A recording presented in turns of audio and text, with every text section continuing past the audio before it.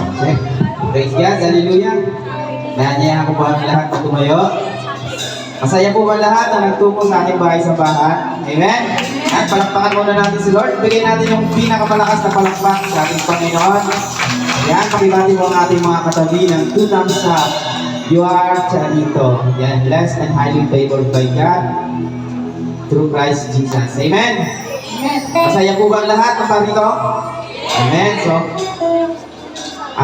sabi nga po, tayo po ay nananatiling nakatayo dahil lamang sa biyaya ng Diyos. Amen? Sa kabila ng mga pagsubok, sa kabila ng mga problema, tayo nananatiling nakatayo dahil lamang sa biyaya ng Diyos. Amen? Kaya sa umagang ito mga kapatid, tayo po'y pumalakpak, tayo po'y umawit, tayo po'y lumundag sa saya dahil sa biyaya ng Diyos, tayo po'y umawit.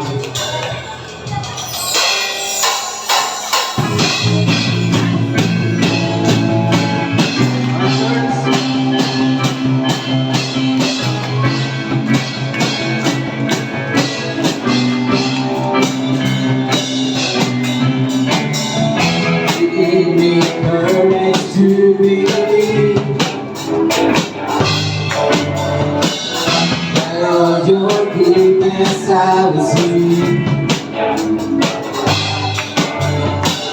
'cause if it had not been for you standing on my side, what would I be? If not for your goodness, if not for your grace, I don't know where I would be today. If not for your kindness, I never could sing, I'm still standing.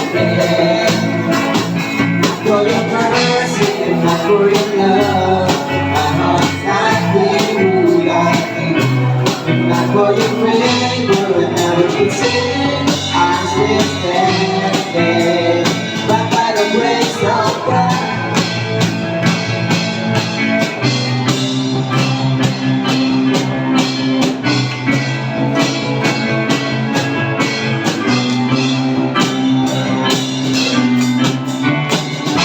you I give my offering, set my heart on higher things. 'Cause if it had not been for you standing on my side, where would I be? If not for your goodness, if not for your grace, I don't know where I would be today.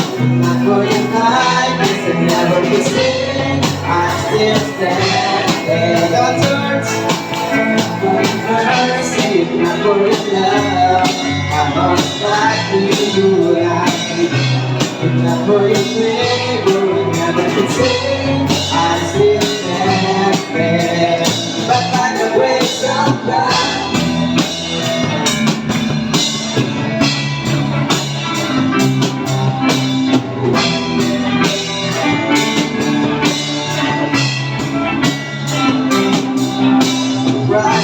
song and rock my stand, no longer ground that seeking sand.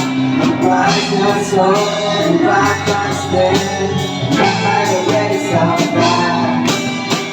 Rise your soul and rock my stand, no longer ground that seeking sand. Rise your soul and rock my stand, not by the grace of God. I'm still standing.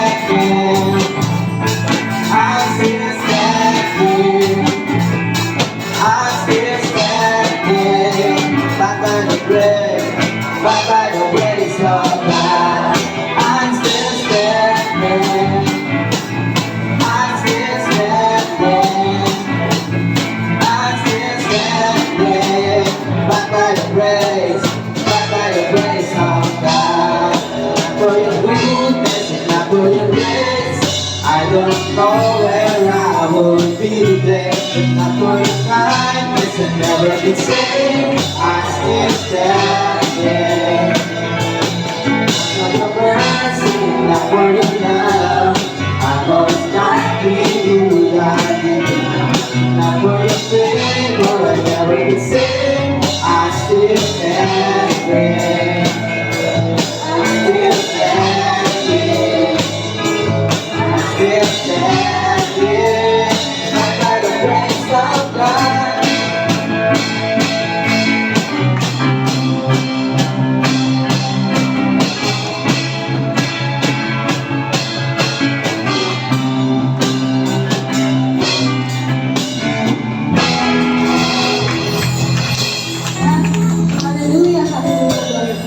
Thank you, Lord, that we're still standing, but that's because of you, because of your amazing grace, Panginoon. Thank you, Jesus. Thank you for your love, for your mercy, for your grace, for your goodness. Thank you that we are charito, Panginoon. Tayo po'y patuloy na umangin sa Panginoon.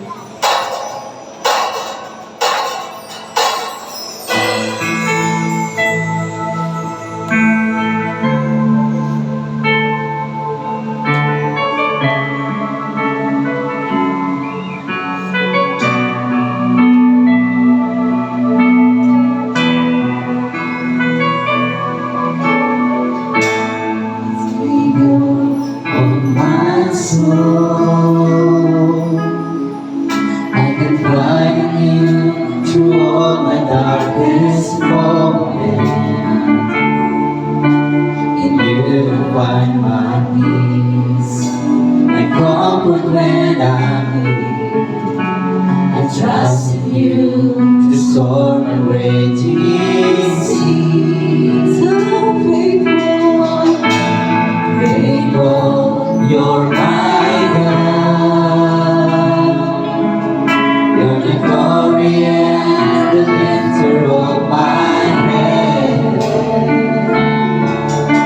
Your light fills my days. It leads me in your ways.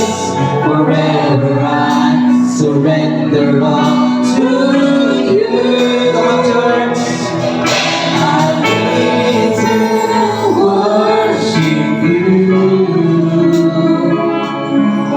my Jesus. You're the only one for me. Nothing will ever take your place, my precious Savior.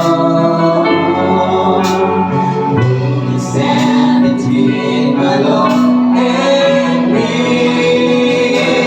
Lord, I need to honor you,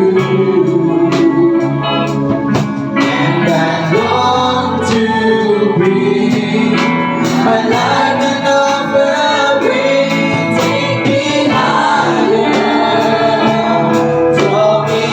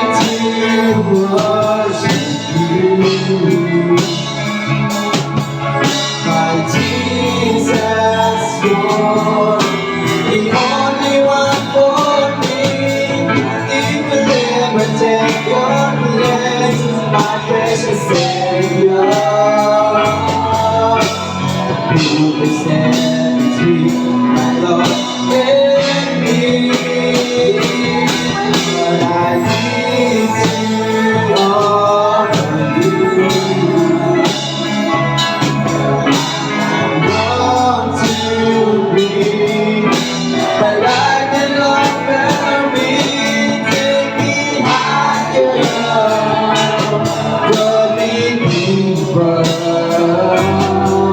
I gave it all to be with you, and I live to worship you. My Jesus, you're the only one for me. Nothing will ever take your place, my precious Savior. You can stand between my Lord and me. Lord, I lift you up to you. And I want to breathe, but I do not believe. Take me higher, draw me deeper. I did it all to be with you.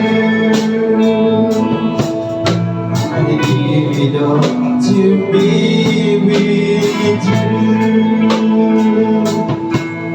I did it all to be with you.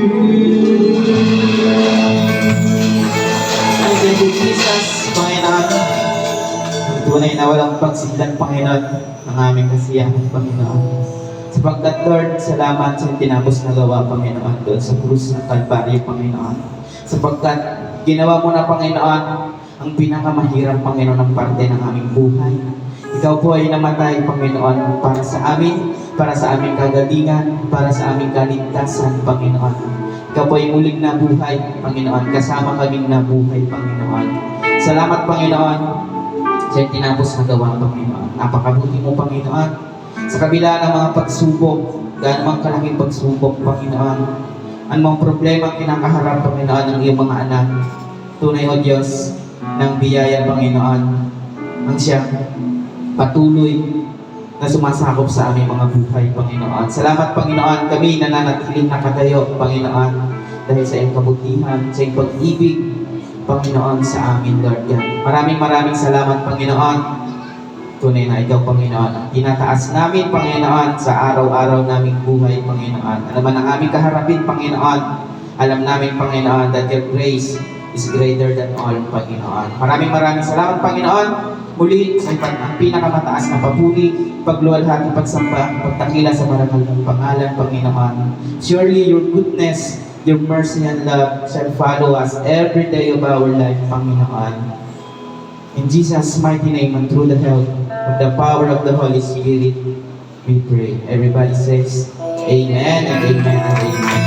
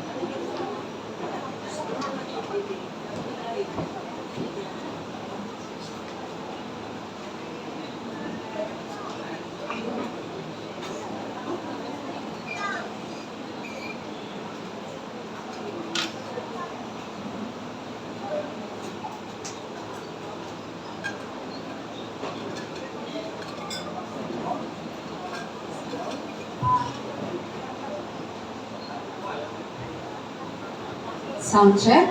Praise God. Let's give God our best clap of praise.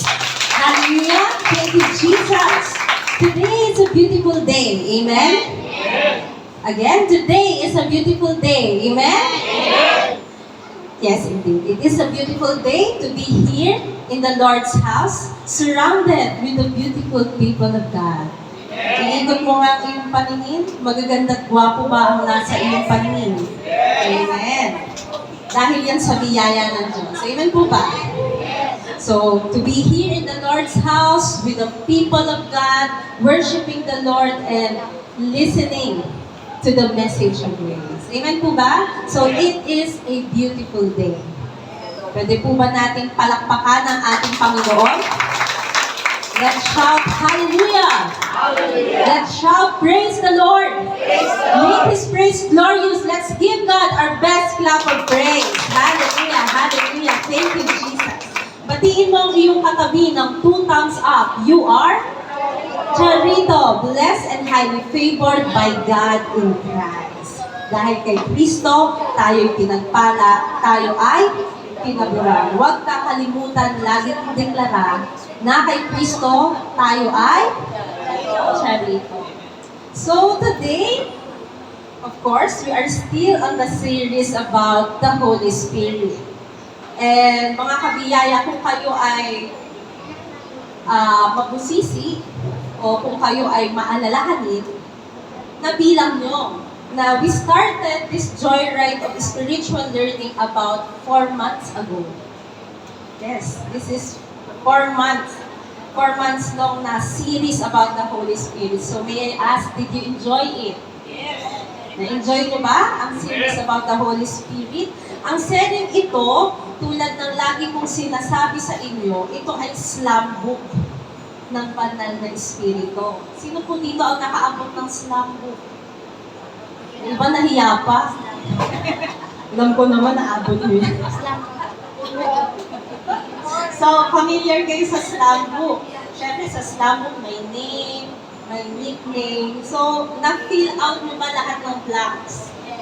Okay, so, today we will have a recap of all the things we learned from this series. But before that, let's pray. Let's commit this learning time to the Lord. Panginoon, dakilang Diyos, maraming salamat sa pag-aawitan ng iyong mga anak. Indeed, O God, you are in the midst of us. Salamat, Panginoon, dahil tunay na nasa kalagitnaan ka namin.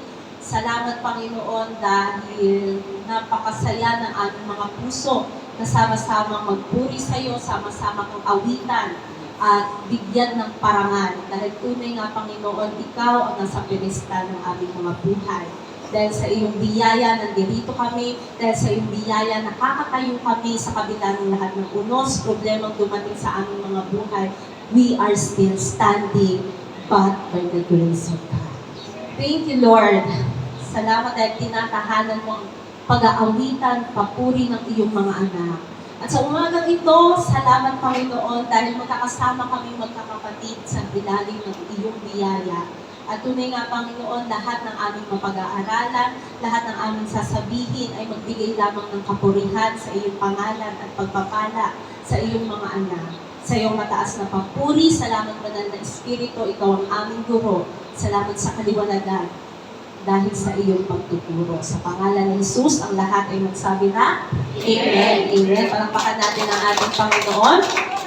Okay, so again, this series, we started this series about 4 months ago. So we will have a recap dahil marami-rami na ang ating napag-aralan. Naalala niyo pa ba? Okay. So, tingnan natin. Of course, sinimulan natin ang seryeng ito about who is the Holy Spirit. Next slide.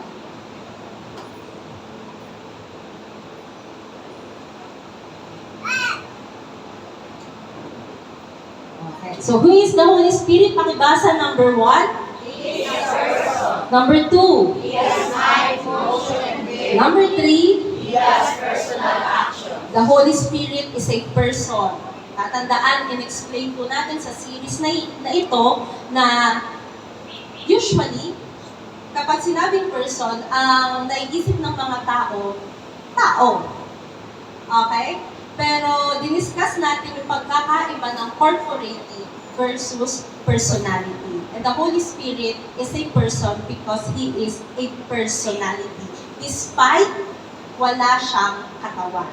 Kasi ang corporeity, from the root word corpse, ang tao, tayong mga tao, meron tayong personality at meron tayong corporeity dahil meron tayong laman. But the Holy Spirit is spirit.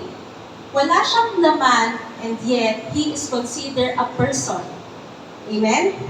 Okay, so hindi ko na yan i-discuss kasi baka abutin tayo ng kinabukasan.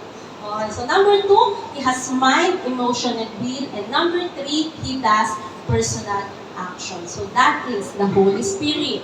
Number 2, we also discuss about the divinity of the Holy Spirit. Pakibasa po ng malakas, the deity of the Holy Spirit. Number 1. He is called God. Number 2. He is equal to Christ. Number 3.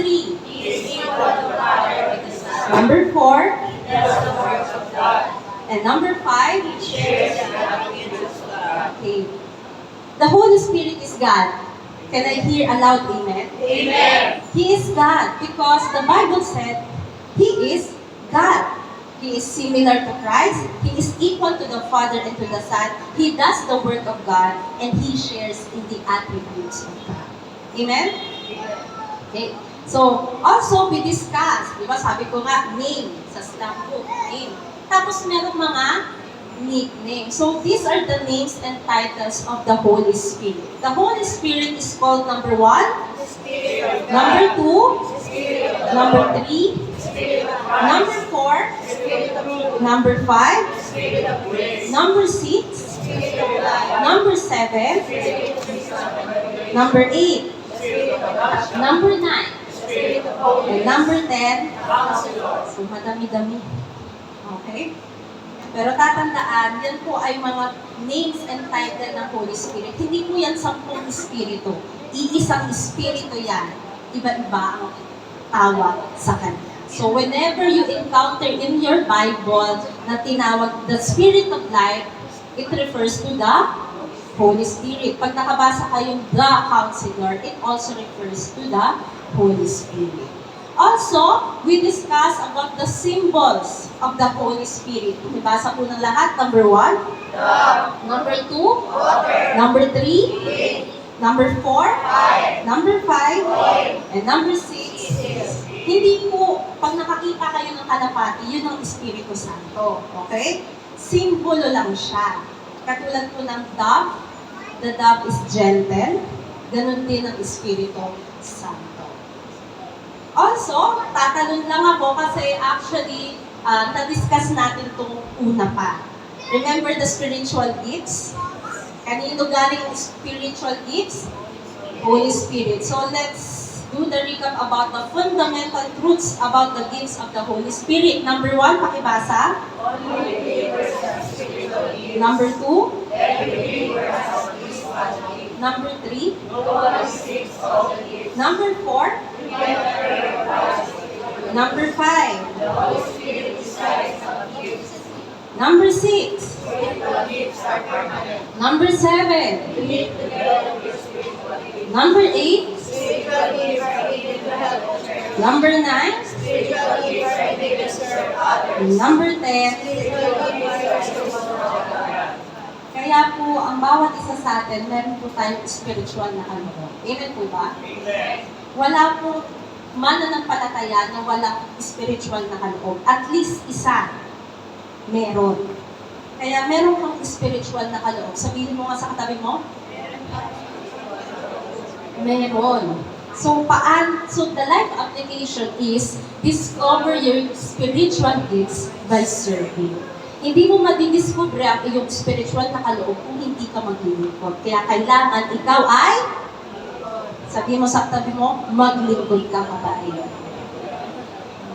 And as you serve God, you will discover, ito yung aking spiritual gift, ito yung aking pagkakatawa. So, another thing, we also discuss in this series the works of the Holy Spirit. Mahaba-haba talaga ang recap, no? So, number 1, pakibasa. Number 2. Number 3. Number 4. Number 5. Number 6. Number 7. Number 8. Number 9. Number 10. Okay, so that are the works of the Holy Spirit. We also discuss about the baptism of the Holy Spirit. Yan po ay matatagpuan lahat sa 1 Corinthians 12 to 13. Ang sabi po sa 1 Corinthians 12 to 13, for we were all baptized by one Spirit into one body, whether Jews or Gentiles, slave or free, and we were all given the one Spirit to drink. So the baptism of the Holy Spirit ay masasummarize natin in these 5 points. Pakibasa, number 1. All believers are baptized by the Holy Spirit. Number 2. Baptism of the Holy Spirit has already happened. Number 3. The Holy Spirit is the baptizer. Number 4. The Holy Spirit places us into the body of Christ. Number 5. The Holy Spirit indwells all believers. Very good. And also, napakahaba. The conviction of the Holy Spirit. Pakibasa nga po yung conviction. Remember the Greek term electo? Electo. Okay. So, number 1, the conviction of the Holy Spirit. Number 1. Convict the believers of all rejecting Christ. Number 2. Convince the believer of his righteousness even if he sins. And number 3. The portion of believers is already revealed. Very good. And last week, fresh na fresh, naalala pa po ba patungkol saan ang ating pinag-aralan last week? The grieving of the Holy Spirit. Ang kapighatian ng Espiritu Santo. So, paano napipighati ang Espiritu Santo? Okay, so simulan lang nasa kaliwa ko, then ganon, katulad ng last week. So, pakibasa yung number 1. By living as non-believers. Number 2. By speaking lies. Number 3. By being angry for a long time. Number 4. By stealing and being honest. Number 5. By speaking unwholesome talk. Number 6.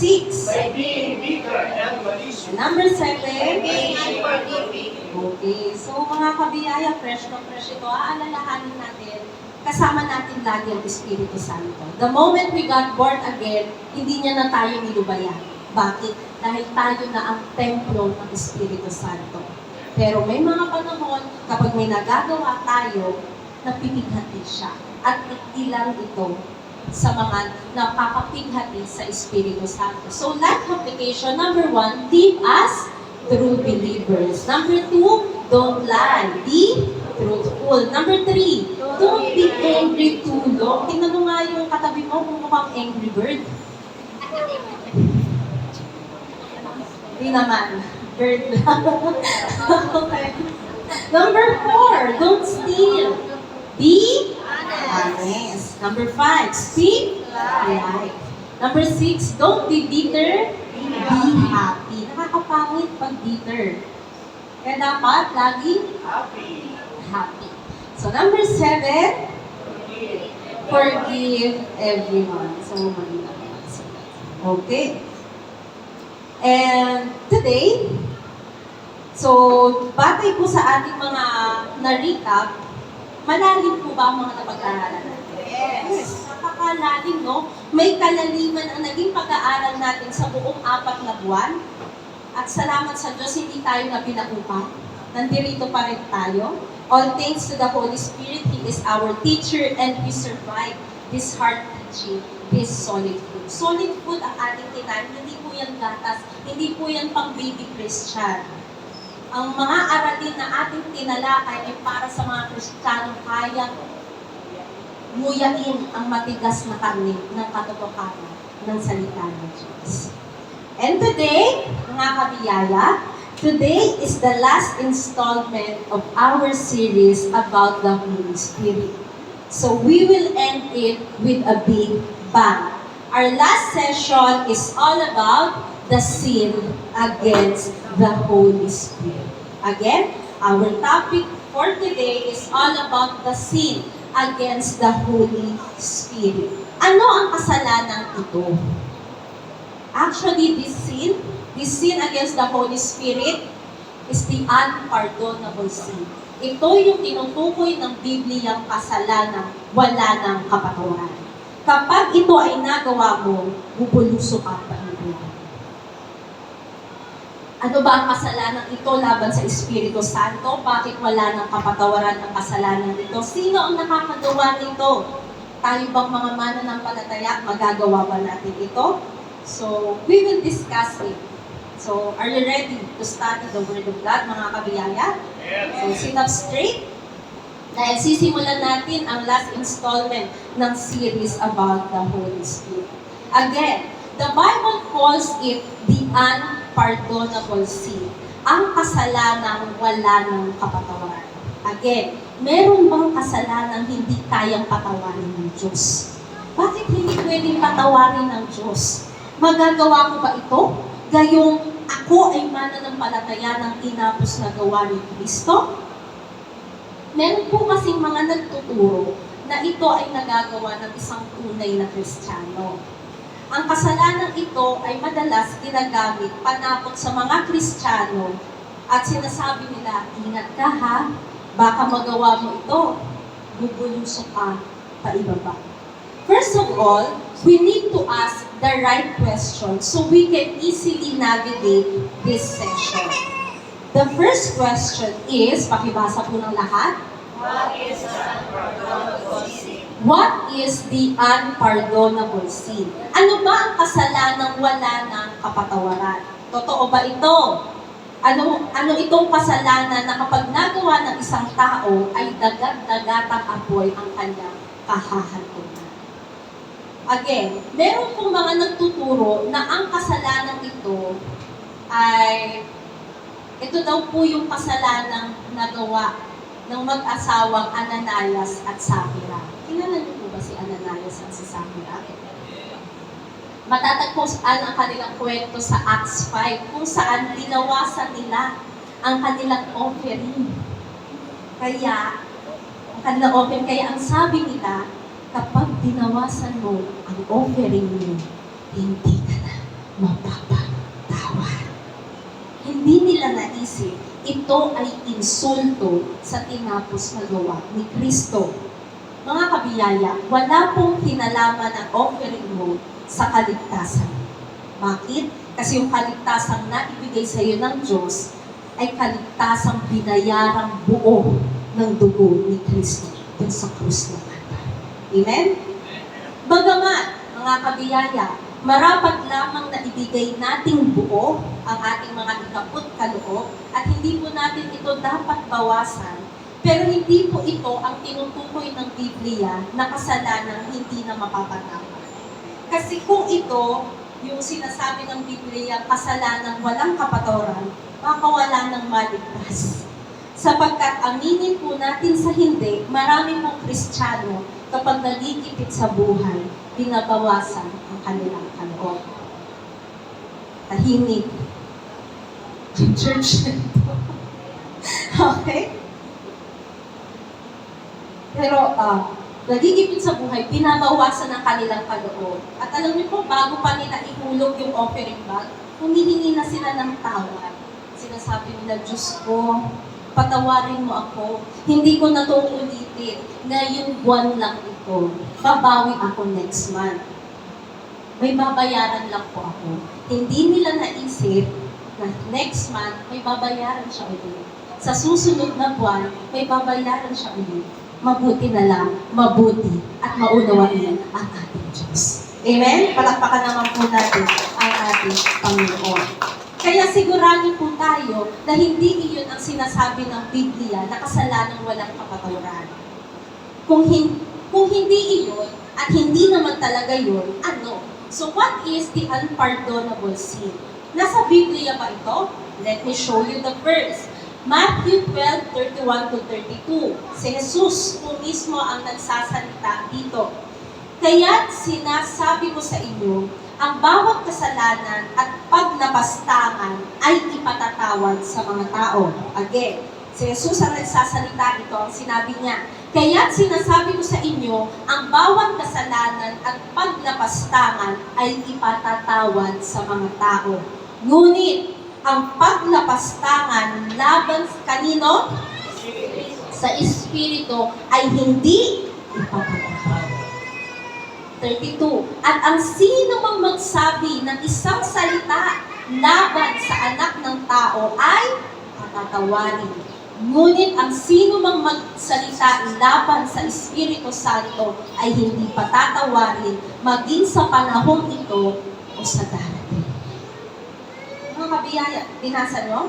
Pinakinggan nyo? Seryoso po ba ang kasalanan ito? Biruin ninyo. Ang paglapastangan laban kanino? Sa Espiritu Santo ay hindi na ipatatawad. maging sa panahong ito at sa darating pa. Kaya anuman ang kasalanan ito ay seryoso. Isipin ninyo, kapag ito ay nagawa ng isang tao, siya ay hindi na maliligtas, siya ay mapupunta sa impyerno. So whatever it is a very serious and sensitive sin. It is unforgivable, it is unpardonable. The Bible specifically calls this sin the blasphemy against the Holy Spirit. Sa Tagalog, pamumusong. Medyo malalim yung term na pamumusong. Sa mababaw na Tagalog, ang tawag sa blasphemy of the Holy Spirit ay paglapastangan sa Espiritu Santo. Sino man pong lumapastangan sa Holy Spirit, knowingly, intentionally, with finality, ay hindi na mapapatawad. Bakit? So we will answer it. Pansinin po natin ang verse sa ating harapan. Verse 32. Tingnan niyo po dito po, yung verse 32. Nakikita? Kapag ikaw ay nagsalita laban sa anak ng tao, tanungin ko sa inyo, tanungin ko kayo, sinong anak ng tao? Jesus Christ. Very good. Whenever you see Son of Man o anak ng tao, nakakapitalize ang Son of Man, it refers to Jesus. So, ang sabi dyan, sino mang magkasala or magsabi ng isang salitang laban sa anak ng tao o sino mang magsabi ng isang salita laban kay Kristo ay patatawarin. Patatawarin. So, kapag ikaw ay nagsalita laban kay Kristo sa anak ng tao, referring to His humanity, remember, dalawa yan eh. Babasa nyo, Son of Man and Son of God. Both refers to Jesus Christ. So, ang nire-refer dito ni Jesus is he's talking about His humanity. Magsalita ka laban sa pagkatao ni Kristo, ikaw ay mapapatawad. Pero, pag ikaw ay nagsalita laban sa pagka-Diyos ng Espiritu Santo, hindi ka patatawarin. So, merong kapatawaran, mga kapatid, kapag nagkamali sa humanity of Christ. Totoo po ba na maraming paniniwala ngayon, mali ang turok sa pag-ibig sa pagkatao ni Kristo? Yes. At anong sabi? Maaari silang mapatawad. So, merong kapatawaran kapag nagkamali ka sa humanity of Christ, pero ang sino mang magkasala sa pagka-Diyos ng Espiritu Santo, hindi mapapatawad. Kaya nga mga kabiyaya, pinakita ko sa inyo yung recap para ma-remember ninyo na inaral natin ang divinity of the Holy Spirit. At dito sa ating church, tinitindigan natin that the Holy Spirit is the third person of the Godhead. Amen? He is God because He is God. Amen? So, noong kapanahunan po ni Kristo, marami na din ang nagkakasala sa kanyang pagkatao. Marami na po silang sinasabi noon pa man sa pagkatao ni Kristo. Sabi nila si Kristo ay hindi siya ang Mesiyas. Si Kristo ay matakaw, lasinggero, kaibigan ng mga makasalanan. Tingnan natin sa Lucas 7:34. Pakibasa ng lahat.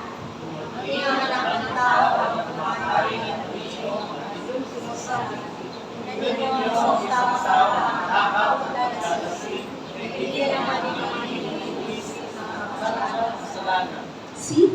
Noon pa man, marami ng insultong natatanggap si Kristo. Matindi po ang paratang sa kanya noon pa man. Siya daw ay lasenggo. Mga kabiyaya, hindi po ito totoo. Wala pong tala sa Biblia o anumang record na minsan si Jesus ay natagpo ang nalasing, pasuray-suray sa daan, nagsusuka tulad ng nangyari sa'yo nung hindi ka pang born again. Yung iba nangingiti. Naalala niyo marahil ang inyong lumang pagkatao. Hayaan yung luma na yun, bago na kayo. Amen? And so, wala pong tala na nakita si Kristong naglalasing. Kaya sabi ko, iba naaalala yung kanilang lumang pagkatao. Huwag po kayong mag-alala, noon pa yun. Kaya, hindi po totoo yung paratang nila na si Kristo ay lasinggero. Mga kapatid, isa po sa mahalagang batas sa pagtuklas ng banal na kasulatan ay ang pagkonsulta sa konteksto. We believe in hermeneutics, the science and art by which we discover the meaning of the text. Hindi po tayo ang nagbibigay kahulugan sa talata. Ito lamang ay ating dinudiskubre, zoom in ba? Zoom out? Zoom in.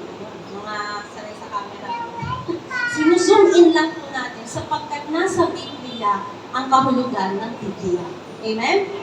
So, dinidiskubre lang natin at ating kinukuha because the scripture interprets itself. Marami pong nagtuturo ng salita ng Diyos, ang ginagawa nila, kukuha sila ng isang talata at lalagyan nila ng sarili nilang palagay, puro-puro, pakahulugan, interpretasyon. Ito po ay mali. The Bible calls it private interpretation, in Greek, idios, because it is idiomatic, or it is idiotic move to give meaning to the text. Kaya sa pagtuturo, kailangan ng lubhang pag-iingat at matapat na pagtuklas sa kahulugan ng bawat talata. So again, there are 7 major rules in hermeneutics. Again, ilan po yung major rules? 7. So let me remind you of the 4th rule. The 4th rule, hermeneutics rule number 4. Pakibasa po. Interpret the text according to its context. Alam niyo mga kabiyaya, this is the most basic rule, yet this is the most important rule. Kung meron pong 7 major rules na nag-govern sa hermeneutics, ito po ang pang-apat. Merong naunang 3, merong huling 3. Nasa gitna yung rule number 4. Bakit? Sapagkat ang rule number 4 ang nagbabind sa 7 major rules. Gamitin mo man ang unang 3 o ang huling 3, then you neglect the 4th rule, maliligaw ka. Maliligaw ka sa pag-discover ng meaning ng text. So, kailangan ito gamitin. It is very important. Sino po dito sino ang nandirito last week? Nasa kamay.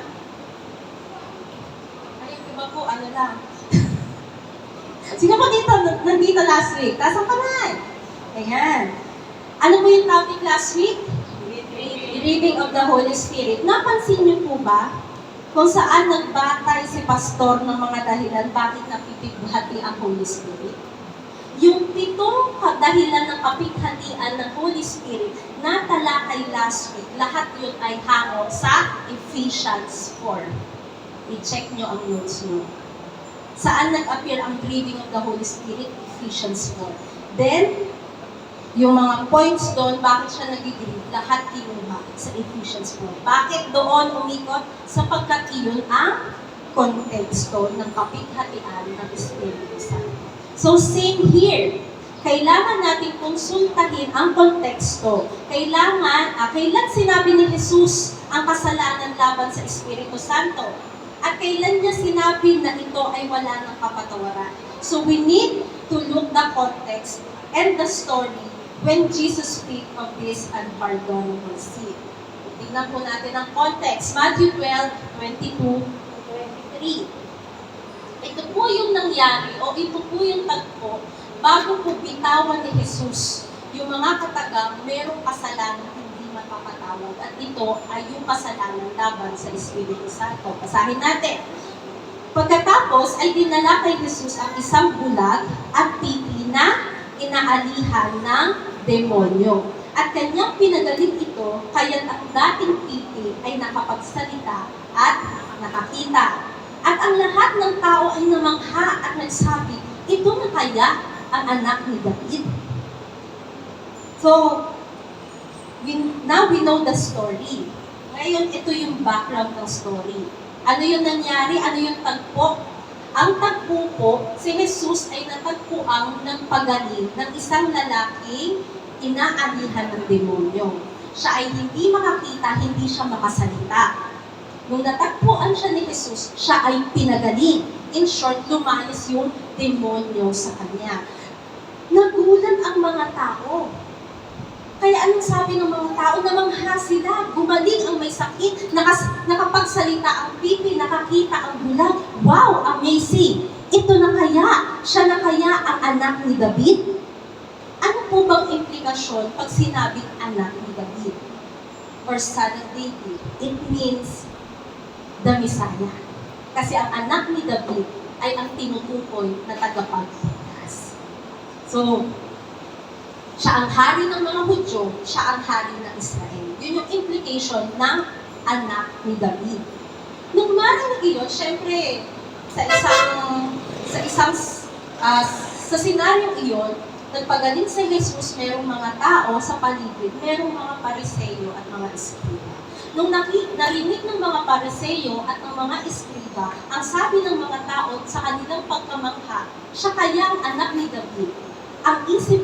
Ang nangyari sa mga pariseyo at eskriba, namula yung tenga nila. Nagpantig ba yung tenga nila nung narinig nila iyon na sabi ng mga tao, siya ang anak ni David. Bakit? Maanghang po kasi sa panlasa ng mga eskriba at pariseyo na tawagin si Jesus na anak ni David sapagkat hindi sila naniniwala na si Jesus ang Mesiyas. Kaya anong nangyari? Nung narinig nila iyon, ito ang sabi nila sa mga tao. Ngunit, nang marinig ito ng mga pariseyo, ay sinabi nila, ang taong ito ay nagpapalayas ng mga demonyo sa pamamagitan lamang ni Beelzebub, na prinsipe ng mga demonyo. Again, anong sabi ng mga pariseyo nung narinig nila? Na ang sabi ng mga tao na si Jesus ang anak ni David. Ang sabi nila, yung taong yan, hindi yan ang anak ni David. Yung taong yan, nagpapagaling yan gamit ang kapangyarihan ni Beelzebub na prinsipe ng mga demonyo. Matindi po ba ang paratang? Yes. Yes. Pero bago tayo magpatuloy, tingnan po natin, sino ba si Beelzebub? Okay. Ang sabi po dun sa verse, siya ang prinsipe ng demonyo. So, laliman lang natin ng konti. Ang Beelzebub po ay galing sa Greek term na Beelzebul. Literally, it means the god of doom and stench. Ang ibig sabihin po, Diyos ng dumi at baho. In short, si Beelzebul ay Diyos ng karumihan at kabahuan. Nakaka-insulto ba? Kayo nagpantik yung tenga nyo? Di ba, tayo bilang mananampalataya ni Kristo, akusahan siyang ganito siya. He draws power from the prince of the devil, Beelzebul. Nakakainis, nakaka-insulto. Ganyan po ang mga insulto kay Jesus nung siya'y nabubuhay dito sa lupa, nung siya'y nagkatawang tao. Yan po ang tingin sa kanya ng mga tagapagturo ng kautusan. So matinding paratang at matinding pagyurak ang natanggap niya. But again, mapapatawad ang tao sa kalapastanganan against the Son of Man. But against the Holy Spirit, hindi mapapatawad. So, tingnan pa natin. According sa Hebrew, ito po'y galing sa sa term na Baal-Zebub. Okay. Ito po'y mababasa sa 2 Kings 1. Ito po ay Diyos-Diyosan ng mga Ekronites. Si Baal po ang Diyos-Diyosan, then yung Zebub po ang ibig sabihin flies. So, sa Hebrew, ang literal meaning niya is the Lord of Flies. Tama po ba na ang baho, ang dumi at ang langaw ay magkakasama? Yes. Napansin niyo kung saan madumi, kung saan mabaho, nandoon ang langaw? Yes. Pansin niyo. Kaya mapa-Hebrew o mapa-Greek man, ang ibig sabihin ng Beelzebub ay Diyos ng karumihan, Diyos ng kabahuan, at Panginoon ng mga langaw. Anong ibig sabihin ng mga Pariseyo? Si Jesus ay kumukuha ng kapangyarihan sa Panginoon ng mga langaw. So, ano si Jesus sa paningin nila? Langaw. sa paningin ng mga kaaway ni Jesus, siya ay langaw. Kailan nila ito sinabi? Bakit nila ito sinabi? Ito po yung tagpo. Ayan, para ma-picture out nila. Ito po yung tagpo. Nandyan si Jesus, nandyan yung demon-possessed man, nandyan yung mga taong namangha, nandyan yung mga Pariseo at Iskriba. Ang tagpo, si Jesus ay nagpagaling ng isang lalaking may karamdaman, isang lalaking hindi nakakakita, hindi nakakapagsalita. Inaalihan siya ng demonyo. Ay mahimala na pagaling ni Jesus. Namangha ang mga tao, ang sabi ng mga nakakita, ito na ba ang Mesiyas? Siya na ba ang anak ni David? Siya na ba ang ating tagapagligtas? Nadinig ng mga Pariseo, ang sabi nila, hindi. Hindi siya ang Mesiyas o ang anak ni David. Mas kilala namin sino ang anak ni David at hindi siya iyon. At ang kapangyarihang ginagamit ng Jesus na yan para magpagaling sa lalaking inaalihan ng demonyo ay galing kay Beelzebub. Ngayon mga kabiyaya, alam na natin saan nanggaling ang istorya para hindi tayo manghula at hindi tayo magbigay ng sariling kahulugan sa talahata. So, narinig niyo yung insulto kay Jesus. At alam na natin yung tagpo, bago ni Kristo nasabi yung tungkol sa kasalanan walang kapatawaran. So, alam natin. Tingnan natin paano nag-respond si Jesus. Binato niya ba sila?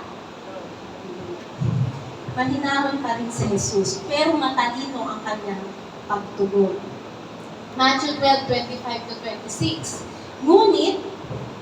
Ngunit nalalaman niya ang mga iniisip nila, referring to Christ. Alam ni Kristo ang iniisip ng mga Pariseo at sinabi niya sa kanila, ang bawat kahariang nahahati laban sa kanyang sarili ay mawawasak, at ang bawat lungsod o bahay na nahahati laban sa kanyang sarili ay hindi makakatayo. Tama po ba? Na kapag sa loob ng pamamahay, sa loob ng syudad, kayo ay nag-away-away, anong mangyayari sa syudad? Walang mapapala. United we stand, divided we fall. Kung pinalalayas ni Satanas, siya ay nakahati laban sa kanyang sarili. Paano ngang makakatayo ang kanyang kaharian? Matalino ba ang tugon ni Jesus? Yes, ang sabi ni Jesus, it makes no sense, yo. Walang saysay. Kung ang kapangyarihan ko na magpalayas ng demonyo ay galing kay Satanas, sapagkat ano ba ang pinalayas ko? Demonyo. Ang demonyo si Satanas, magdabarkads yan eh. So, it makes no sense. So, walang saysay na palayasin ni Satanas ang kanyang sarili. It makes no sense really. Ang sabi ni Jesus, mga Pariseo, isip-isip din pag may time. Hindi pwede iyon. Isipin nyo palalayasin ng demonyo ang kapwa ng demonyo. Palalayasin ni Satanas ang kanyang sarili. Again, ano ang mangyayari sa kanyang kaharian? Wala. Ito ay mahahati, ito ay hindi tatagal. Hindi iyon maaari. Again, united we stand, divided we fall. Hindi pwede, sabi ni Jesus. Kung sa secular, yan totoo. Lalo't higit sa spiritual. Hindi pwedeng palayasin ni Jesus ang demonyo gamit ang kapangyarihan din ng demonyo. It means, sa ibang kapangyarihan, galing ang kanyang pagpapagaling. Malinaw? Okay. Verse 27-28. At kung sa pamamagitan, so pinapaisip ni Jesus ang mga Pariseo, at kung sa pamamagitan ni Beelzebub ay nagpapalayas ako ng mga demonyo, sa pamamagitan nito, sila pinalalayas ng inyong mga tagasunod. Kaya't sila ang magiging mga kukunyo. Ang sabi ni Jesus sa verse 27, ngayon, pinalik ni Jesus ang paratang ng mga Pariseo sa kanya. Kasi ang mga Pariseo, nagpapalayas din ng demonyo. Ang sabi ni Jesus, kung ako nagpapalayas ng demonyo sa kapangyarihan ni Beelzebub, kaninong kapangyarihan pala ang gamit ninyo? Ang gamit ng mga tagasunod ninyo para magpalayas din ng demonyo. Mag-isip din kung minsan. Kung minsan, mapanghusga ang maraming tao. Tama ba? Hindi nila nababatid na sarili na nila ang kanilang hinuhusgahan. Madalas nakikita natin ang buwing sa mata ng ibang tao, pero hindi natin nakikita ang trosong nakabalangga sa ating mga mata. Kaya huwag judgment. Tingnan mo yung katabi mo. Tingnan mo yung katabi mo. Hindi yan judgmental. Amen. Parang hindi na lang amen yun. Amen. Amen. So, tako tayo sa verse 28. Ngunit, kung sa pamamagitan ng Espiritu ng Diyos ay nagpapalayas ako ng mga demonyo, dumating nga sa inyo ang kaharian ng Diyos. Iyon po ang totoo. Sa kapangyarihan ng Espiritu Santo, galing ang kapangyarihan nagpagaling sa mga inalilihan ng demonyo. Kaya, hinayaan ni Jesus, diba? Iyon po ang katotohanan na ang pagkapangyarihan ni Jesus ay galing sa Espiritu Santo. Hinayaan na lang ni Jesus ang mga judgmental na mag-isip. Dahil, hinayaan mo na. Kasi kung kahit naman direktahin niya, mali kayo eh. Hindi naman kay Beelzebub ang kapangyarihan ko, galing sa Espiritu Santo. Tingin niyo maniniwala ang mga Pariseo. Hindi, kasi hindi nila tinatanggap si Kristo. Kaya hinayaan niyo munang mag-isip. So, mga kapatid, ano sabi dyan? Ngunit kung sa pamamagitan ng Espiritu ng Diyos ay nagpapalayas ako ng mga demonyo, dumating na nga sa inyo ang kaharian ng Diyos. So again, ang ginawa ni Kristo sa mamang demon, sa lalaking demon possessed, pinaalis niya yung demonyo. Ang kapangyarihang gamit niya ay hindi kapangyarihang galing sa Diyos ng kabahuan at karulihan. Ito ay galing sa Espiritu ng Diyos. Amen? At sa Espiritu ng Diyos, sa kapangyarihan ng Espiritu ng Diyos na nagpalaya sa demonyo, ano ang dumating? Ang kaharian ng Diyos. Ang kaharian ng Diyos ay nangangahulugan ang paghahari ng Diyos. Ang sabi ni Jesus, ang kapangyarihang taglay ko ay galing sa Diyos. Sa makatuwid, narito ang paghahari ng Diyos. Mga kapatid, kapag narito ang paghahari ng Diyos, lumalayas ang demonyo. Kasi kung kapangyarihan lang din ng demonyo ang gamit niya, hindi lalayas ang demonyo. Mag-iinuman na lang sila. Tama? Bakit? Magkaibigan sila. But when Jesus showed His power, anong nangyari? Lumayas yung demonyo dun sa mga. Kaya mga kapatid, kapag narito ang paghahari ng Diyos, lumalayas ang demonyo. Sapagkat hindi maaaring magsama o magsabay ang dilim at ang liwanag. Amen? Kapag dumarating ang liwanag, lumilikas ang dilim. Pansinin ninyo, kapag binuksan ninyo ang ilaw ng isang kwartong madilim, anong nangyayari? Lumiliwanag, nawawala ang dilim. Ang mga demonyo ay hindi maaaring manatili sa presensya ng liwanag. Amen? Napaka natin ang Panginoon. So ano ang tagpo rito? Si Jesus ay nagpalayas ng demonyo at lumayas nga ang mga demonyo. In short, hindi galing kay Satanas ang kapangyarihang ginamit niya. Ibig sabihin, kung lumayas ang demonyo, nung si Jesus ay nagpakita ng kapangyarihan, lumayas. Ibig sabihin, hindi tayo batid. Hindi sila dabarkats. Sila ay magka-away. Hindi sila parehas ng pinanggalingan. Kasi sabi ko nga, kung parehas kayo ng pinanggalingan, hindi kayo mag-aaway. Mag-iinuman na lang talaga kayo. Tama? Uupo kayo, kakain na lang kayo. Pero hindi, anong ginawa ng mga demonyo?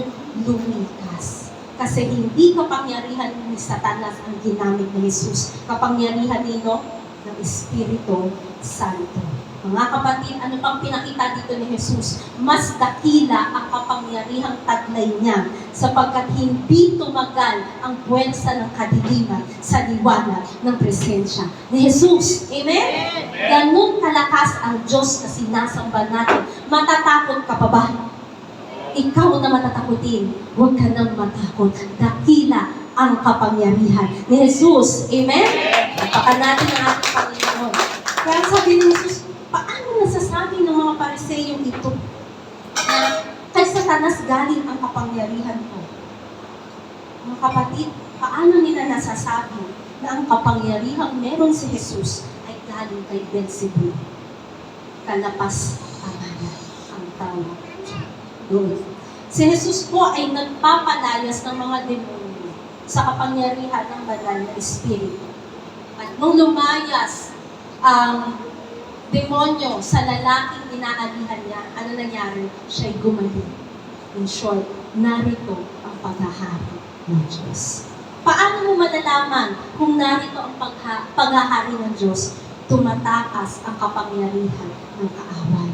Ang sakit ay gumagaling, ang buhay ay umuunlad, ang buhay nababago, ang buhay ay pinagpapala sapagkat narito ang paghahari ng Diyos. Pumalakpak ang lahat ng nakaranas ng paghahari ng Diyos.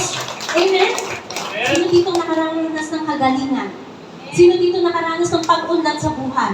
Alam niyo ang estado ng buhay niyo noon, mas mainam na ngayon. Amen? Ang lahat ng painam sapagkat tayo ay para sa liwanag.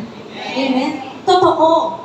May mga pagkakataon na dumadaan tayo sa hirap, dumadaan tayo sa mga pagsubok, dumadaan ang mga judit at bills ng buhay. Totoo, dumadating sila. Pero ang sabi ng awitin, still standing. Kapatid, nakatayo ka pa din. Tingnan mo yung katabi mo. Matibay yan dahil sa biyaya ng Diyos. Amen? At naniniwala ako, hindi yan matitingnan sapagkat nasa Kanya ang banal na Espiritu. Amen? Mga kapatid, tinuruan ni Jesus ang mga apostol kung paano manalangin.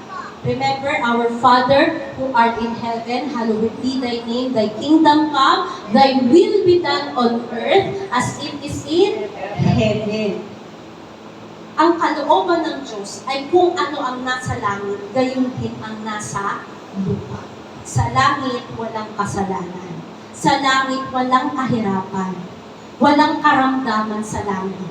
At kung sakaling magbadya ang sakit sa iyong katawan, maaari ninyong angkinin ang kalooban ng Diyos na mangyari sa buhay mo. Pinagaling ka na, pinaunlad ka na, pinapuran ka na, pinagpala ka na, sapagkat ikaw ay anak ng Diyos. Amen?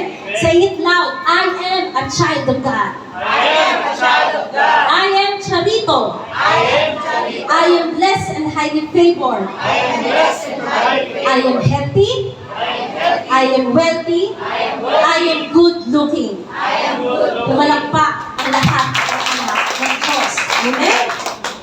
Lagi namin itong sinasabi para mamakat sa inyong isipan at huwag mawaglit na lagi mong sabihin na kay Kristo tayo ay Charito. Amen? So, nang si Jesus ay magkatawang tao, nagkatawang tao po ba si Jesus? Yes. Siya ay nag-ministry. Tama? Ang ministry po ni Jesus ay ito, teaching, preaching, and healing. He casted out devils, he healed the sick, he teach, and he preached the word of God. Ito ay ginawa niyang lahat, hindi bilang Diyos. Again, ginawa niya ang ministeryo, hindi bilang Diyos, kundi bilang tao. Okay? Bilang tao. Pero hindi lang basta tao, bilang taong puspos ng kapangyarihan ng banal na Espiritu.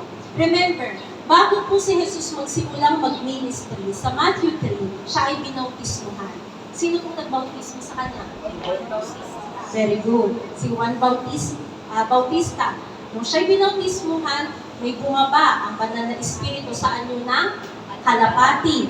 At pagkababa, nagsalita ang Ama, ito ang aking bugtong na anak na lubos kong kinalulugan. After that, Jesus began His ministry.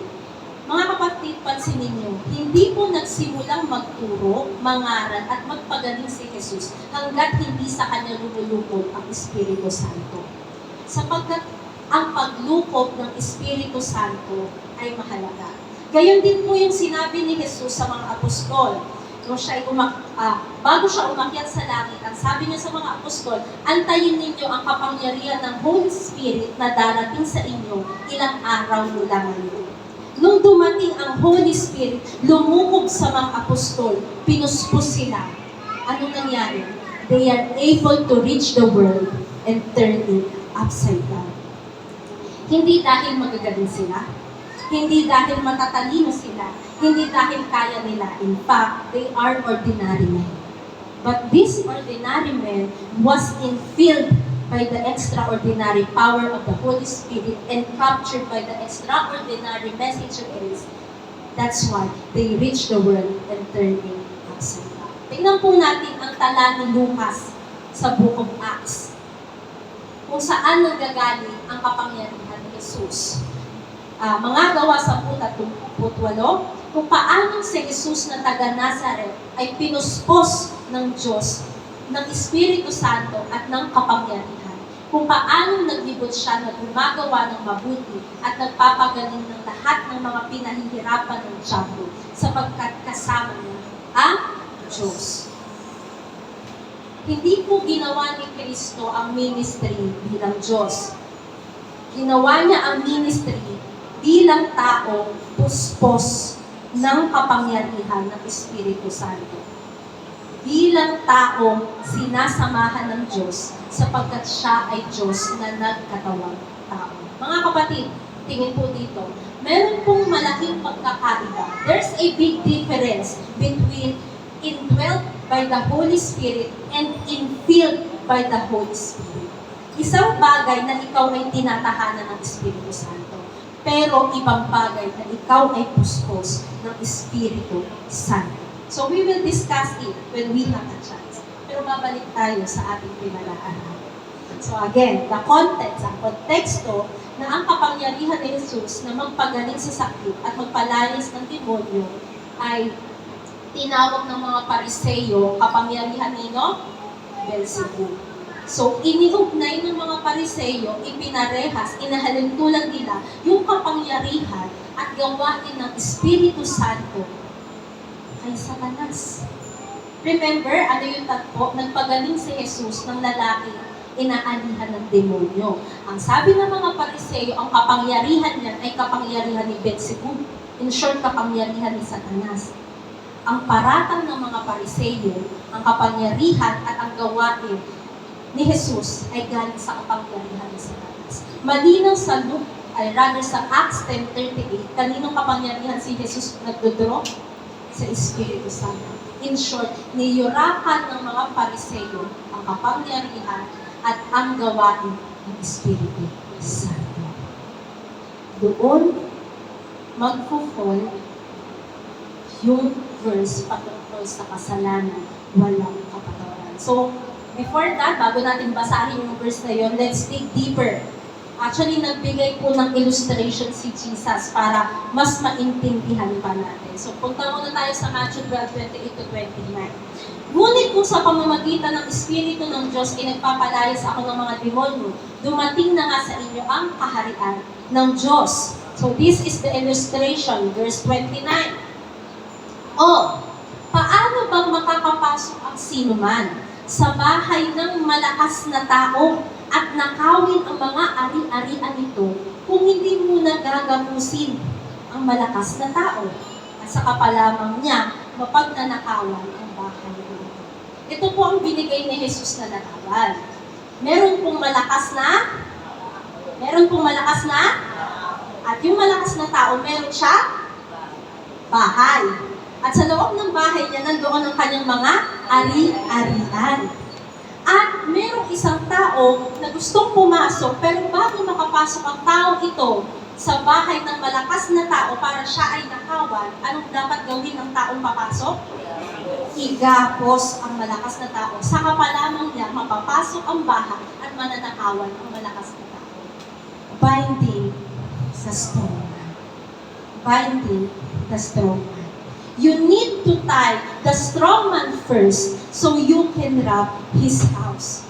Kailangan maunawaan natin na sa ilustrasyong ibinigay ni Jesus, ang strong man na tinutukoy ay si Satanas. Ang bahay ni Satanas ay ang kanyang teritoryo. Ang pagmamay-ari niya ay ang kanyang mga biktima at mga bilanggo. Kasama doon yung demon-possessed man na pinagaling ni Jesus. Na hindi makakita, hindi makasalita, and was miraculously healed by Jesus. So ipinapakita ni Jesus na si Satanas ang malakas na tao, meron siyang bahay o teritoryo, at meron siyang mga pag-aari o mga biktima. Pero para makuha mo ang kanyang mga ang kanyang pag-aari, para maligtas mo yung kanyang mga biktima, kailangan itali mo siya, kailangan itapos mo ang malakas na tao. Ano ang nais ipakita ni Jesus dito? Ang nais ipakita ni Jesus dito, mas malakas siya kaysa kay Satanas. Bakit? Sapagkat nakapasok siya sa bahay ni Satanas. Hinapos niya si Satanas, nakuha niya ang biktima nito tulad ng lalaking inaanihan ng demonyo. Napagaling niya, napalaya niya sa pagkaalipin ni Satanas. Mga kabiyaya, ito po ang mensahe ng biyaya. Ito po ang mensahe ng biyaya. Sabi ng biyaya, igapos natin ang kaaway sa pamamagitan ng liwanag ng mensahe ng biyaya. At kuhain natin yung kanyang mga alipin at dalhin natin sa paghahari ng Diyos. Amen? Mga naliligtas, para may mga buhay na nababago, mga pamilyang nabubuo, mga buhay na pinagpapala dahil sa kapangyarihan ng tinapos na gawa ni Kristo. Bakit ko nasabi na tayo kaya natin igapos ang gawa ng kalaban? John 14:12, the works that I do, said Jesus, you will do also, because I will go to my Father. Nang si Jesus ay umakyat sa Ama, bumaba ang Espiritu Santo. At ang Espiritu Santo na nananahan sa atin ay parehas na Espiritu Santo nananahan kay Kristo. Amen? Kaya ang nagawa ni Jesus sa kapangyarihan ng Espiritu Santo, maniwala ka, magagawa mo sa kapangyarihan ng Espiritu Santo na nakatira sa iyo. Amen? Palapakan natin ang ating Panginoon. Mga kapatid, let's enter the strong man's house and let us bind him in Jesus' name and free his victims. Marami po, tumingin tayo sa ating paligid, marami pong biktima sa Satanas. Tama po ba? Ikikot mo lang dyan ang iyong paningin, meron. Dito, meron. Sana dito, wala. Okay? So, marami pong biktima si Satanas, mga alipin ng kasalanan, karamdaman, kahirapan, mga taong hindi pa nakakapakinig ng salita ng kaligtasan. Kunin po natin ang ari-arian ni Satanas, ang mga kabataan, ang mga katandaan, kababaihan, kalalakihan, mga bata, mga biktima ng kasalanan at bisyo, sapagkat walang hindi kayang palayaan ang kapangyarihan ng Diyos. Amen? Amen. Ikaw nga napalaya, sila pa ba? Kilala mo ang sarili mo, hindi ko na itatanong. Pero baka mas masahol pa tayo mo kaysa sa kanila. Kung tayo ay napalaya, sila pa ba? Aminin natin, we were once possessed by this strong man, but all thanks to God, we are miraculously by God's amazing grace. Amen? Amen. So, tingnan natin, Matthew 12:13, I rather 30. Ang hindi panig sa akin, sabi ni Jesus, ay laban sa akin. At ang hindi ko kasamang nagtitipon ay nagkakalat. Huwag kang nagkalat. This means, ang ibig sabihin ni Jesus, this means no neutral ground. Again, anong ibig sabihin ni Jesus sa talatang ito? No neutral ground.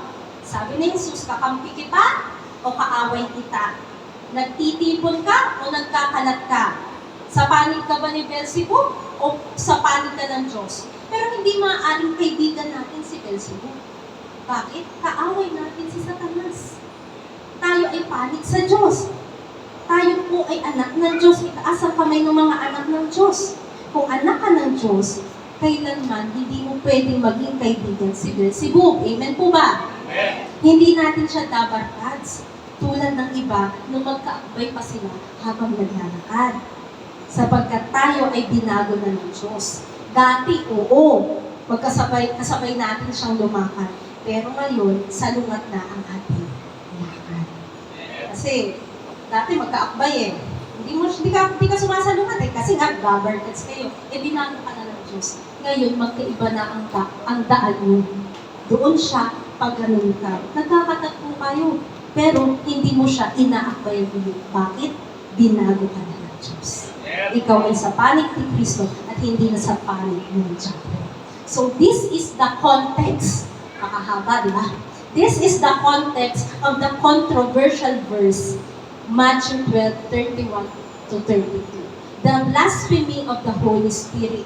Ngayon, alam na natin ang daloy ng kwento. Ang daloy ng kwento, again, para hindi natin makalimutan, ay si Jesus ay natagpuan na nagpapagaling or nagpagaling ng isang lalaki inaalihan ng demonyo. Siya hindi makasalita, hindi siya makakita. Namanghang mga tao sa paligid. Ang sabi nila, siya ba anak ni David? Ang sabi ng mga Pariseo, hindi. Hindi siya anak ni David. Ang kapangyarihan ginagamit niya ay kapangyarihan ni Beelzebub. Nagsalita si Jesus. Kung kapangyarihan ni Beelzebub ang ginagamit ko, kaninong kapangyarihan ang gamit ninyo? Ngayon, parehas tayo nagpapalayas ng demonyo. Tama? Parehas tayo nagpapalayas ng demonyo. Pero, kung kapangyarihan ng Diyos, o rather ng Espiritu Santo, ang gamit ko, nandito ang paghahari ng Diyos. Nandoon ba ang paghahari ng Diyos? Nakita natin. Ano nangyari? Umalis ang demonyo, gumaling ang lalaki. At ang sabi ni Jesus, para mapasok mo ang bahay ng malakas na tao, makuha ang kanyang ari-arian, kailangan igais mo siya. In short, mas malakas ang kapangyarihan na ginamit ni Jesus doon sa kapangyarihang existing sa taong iyon. In short, magkaibang kapangyarihan to, yo. Okay? Ngayon, ang sabi ni Jesus, kung hindi ka panig sa akin, laban ka sa akin. Dito niya na binansa, lahat ng kasalanan at paglapastangan ay mapapatawan. Ngunit ang paglapastangan laban sa Espiritu ay hindi mapapatawan. Ano ang naging kasalanan ng Pariseo sa Espiritu Santo? Tinawag niya ang kapangyarihan ng Espiritu Santo na kapangyarihan ni Satanas. So nakita natin ang kwento. Na mahalaga po ba ang hermeneutics rule number 4? Rule of context? Yes, nakita niyo yung daloy eh. Mahalaga. So, iyon po, bakit mahalaga yun? Iyon kasi yung daloy ng kaisipan. Mga kapatid, mahalaga po kasi ang daloy ng kaisipan. Dahil iyon ang magiging batayan ng mga katagang binilitawan. Tama ba? Minsan sa mga pag-uusap, madaling intindihin yung mga taong nananatili sa topic bago mag-jump sa another topic. Kasi pag nagja-jump, madalas marami ang loading. Kasi hindi nagigets eh. Pero ang topic nyo ay trabaho ng Lunes. Biglang nag-jump siya, trabaho ng Linggo. Hindi nandito na yung nag-uusap. So mahalaga po ang daloy ng konteksto. So, pasensyahan nyo na po yung mga, ganun ba kayo nakakausap? Biglang nag-uusap kayo, saya-saya ng usap niyo, tapos biglang, ano?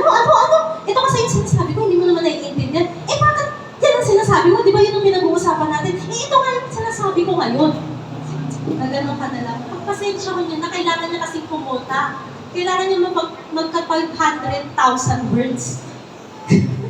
Kaya tanong-tanong siya ng topic na pag-iwanan ko na yung medyo loading. So hinay lang, makakapota ka din. Pero sa Biblia, laging nakaayon ang sinasabi ng Biblia sa konteksto sapagkat matalino ang banal na Espiritu na may akda dito. Amen?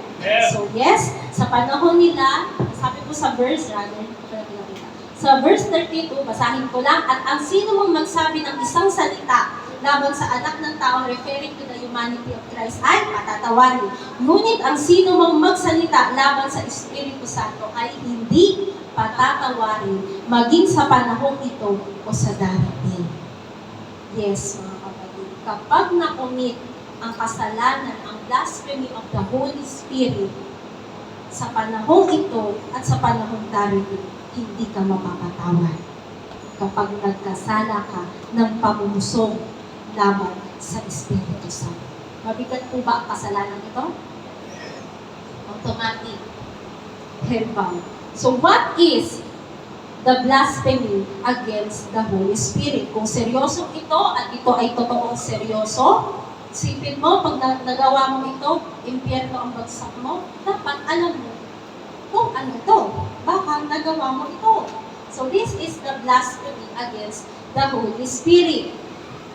Blasphemy against the Holy Spirit, this is knowingly and intentionally reject the word of the Holy Spirit and call it as word of Satan. Una po, ang blasphemy of the Holy Spirit, knowingly. So una, hindi mo pwedeng gawin ito na hindi mo alam. Number two, hindi mo ito pwedeng gawin na hindi mo sinasadya kasi intentionally.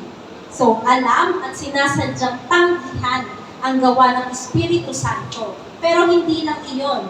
Mas masahol, tawagin mo pa itong gawa ni Satanas. So, that is the worst of it. Hindi ka mapapatawad ng Diyos kapag nagawa mo ang kalapastanganan ito sa Espiritu Santo. So, the next question is, why is blasphemy against the Holy Spirit unpardonable? Kung yung kasalanan ng naganap sa hardin ng Eden na solusyonan ng Diyos, bakit itong pangungusong laban sa Espiritu Santo hindi nga pwedeng patawarin? Bakit wala nang kapatawaran? Totoo ba? Hindi ba mahabagin ang Diyos? Bakit hindi niya pwedeng palampasin ang kasalanan ito?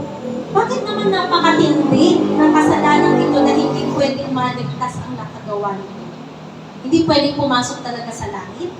Ang tindi naman ng kasalanan nito. Opo mga kapatid, matindi talaga ito.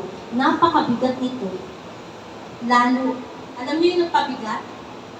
Hindi sino lang ang nagsalita o nagsabi ng kasalanan ito. Hindi apostol, hindi ko sinong Kristiyano. Sino ang nagbitaw nito? Si Kristo mismo. Yun yung nagpabigat pa. So, bakit? Why is blasphemy against the Holy Spirit unpardonable? Next week, we will continue. So, huwag kang mawawala.